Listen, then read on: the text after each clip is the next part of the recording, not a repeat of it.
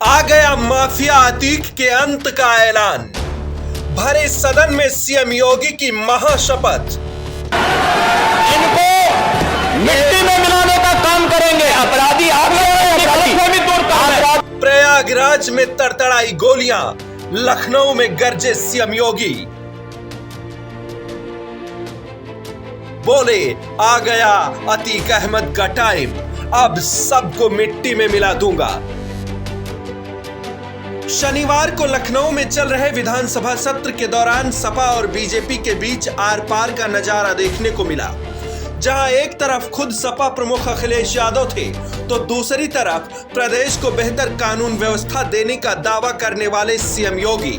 सदन में सीएम योगी का ये रौद्र रूप यूं ही नहीं है, बल्कि ये उन शिलाओं पर सीधी चोट करने की प्रतिक्रिया है जिन पर लगी खून की छींटों को साफ कर प्रदेश में नए सवेरे की इबारत लिखी जा चुकी है।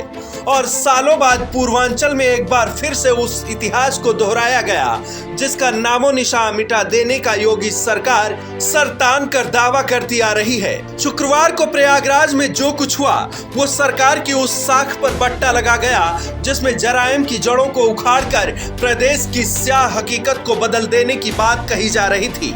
लेकिन राजूपाल हत्याकांड में मुख्य गवाह को दिन दहाड़े बम से उड़ा देने की वारदात ने पूर्वांचल के पाताल में दबे आपराधिक इतिहास को फिर से दोहरा दिया है, जिसे लेकर शनिवार को सदन में जमकर हंगामा हुआ।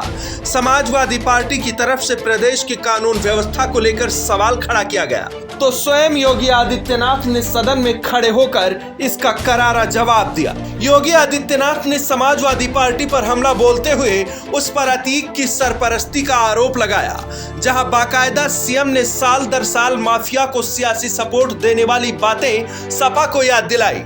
साथ ही ये भी साफ तौर पर ऐलान कर दिया कि उनकी सरकार अपराध को लेकर जीरो टॉलरेंस की नीति पर चलती आ रही है। यही नहीं, रौद्र रूप में योगी आदित्यनाथ ने साफ तौर पर माफियाओं के मौत का फरमान भी जारी कर दिया, मिट्टी में मिलाने की महाशपथ ले ली। 25 जनवरी 2005 को प्रयागराज पश्चिमी से बसपा विधायक राजूपाल की सुलेमसराय में गोली मारकर हत्या कर दी गई थी।